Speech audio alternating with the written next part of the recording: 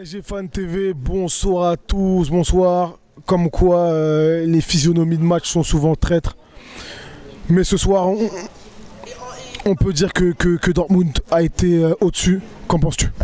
Ouais, tout à fait d'accord. Dortmund a été au-dessus et en particulier dans un domaine en particulier, c'est que depuis plusieurs années, depuis que Rabiot, Matuidi et compagnie sont partis, on se dit qu'on manquait de monde au milieu. Et alors là, ce mercato, on a mis le paquet, on a recruté 25 milieux, enfin on a fait que ça.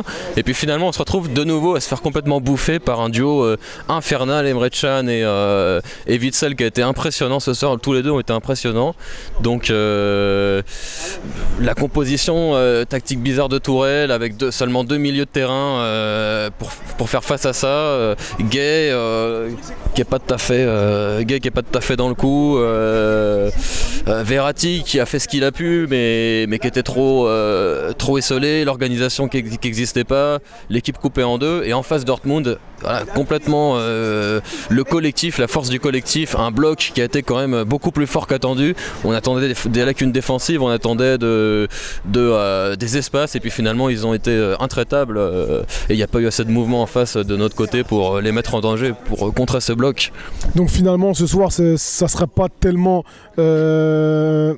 on va dire les performances individuelles à mettre en lumière, mais plus ce jeu d'échecs en fait, cette tactique. Si quand même, il y a quand même des performances, et en même temps on se dit, du côté de Dortmund, il y a des performances individuelles impressionnantes quand même. Witsel excellent, Emre Can pas forcément toujours juste, mais hyper engagé, il a marqué son territoire dès le début face à Verratti, face à Neymar pardon. Haaland évidemment avec ce boulet de canon du deuxième but, ce but de renard, le premier ultra agile pour mettre ce but. Et, mais tout ça s'était intégré dans un collectif, alors qu'en face, Neymar, il n'était pas à 100%. Alors on voit, il fait ce qu'il fait quand il n'est pas à 100%. Il garde le ballon. Et il marque des buts aussi. Il marque des buts aussi, c'est vrai. Il marque. Mbappé bénéficie aussi d'une déconcentration, d'une espèce de télescopage entre deux défenseurs de Dortmund pour mettre. Et là, il fait preuve de lucidité, une lucidité qu'il a peut-être manqué pour le reste. Mais là, il fait la bonne passe pour Neymar. Là, le but, l'action du but, il n'y a rien à dire. Et il manque de peu d'en marquer un deuxième, Neymar, en n'étant même pas à 100%. Donc, malgré tout, ça a été l'atout offensif numéro 1. Mais... C'est intéressant ce que tu dis, c'est intéressant. C'est pour ça que je rebondis, parce que ce soir, il faut quand même parler du positif. Ouais, positif déjà, il y a ce but marqué. Quel est le surplus, en fait, qu'il nous faudrait pour passer ce huitième de finale ? Oh, c'est dur à dire là. Déjà, je pense que Neymar avec un peu plus de rythme, parce que ça va être autre chose. Ensuite, je pense qu'il y a des ajustements tactiques à faire. Là, on a vu la tactique, il y avait des problèmes.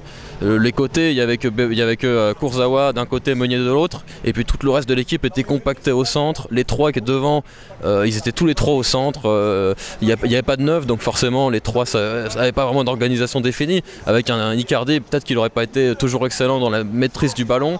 Mais Mbappé et Neymar ou Di Maria, enfin peu importe, auraient joué plus sur les côtés, l'aurait plus alimenté en ballon. Là, il n'y avait pas d'organisation, on ne savait pas trop où ils jouaient, donc tout le monde s'est marché un peu dessus à l'avant. Et on voyait, il y avait des images incroyables, c'est qu'il y avait les trois derrière qui finalement servaient à rien, puisque les trois, pourquoi en mettre trois alors que c'est au milieu qu'ils étaient en train de galérer, les deux pour face à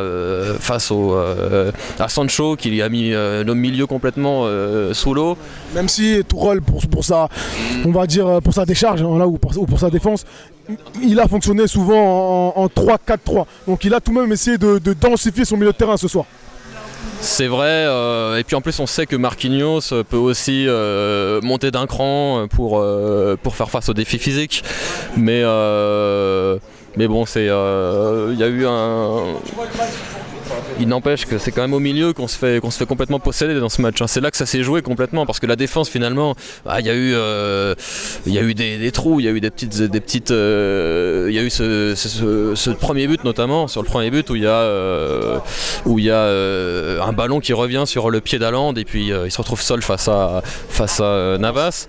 Mais pour le reste, la défense, finalement Dortmund a eu marqué 2 buts alors qu'ils ont eu beaucoup d'occasions. Il y a eu quand même un certain le dernier à peu près le même nombre de tirs. 5 tirs pour 3 cadrés, et c'est pareil du côté de Paris. Ouais, finalement. On a vu Marquinhos se mettre à son avantage par moment, même Kurzawa au début qui a bien commencé. Et je pense qu'heureusement, je pense que ça a joué parce que Dortmund commençait à être fort dès la première mi-temps. Et c'est à ce moment-là que Kurzawa finalement, qui n'a rien apporté offensivement, à part sa chevauchée fantastique, mais c'est à ce moment-là que Bernat, à mon avis, avec son manque de rythme en plus, aurait coulé à mon avis en première période.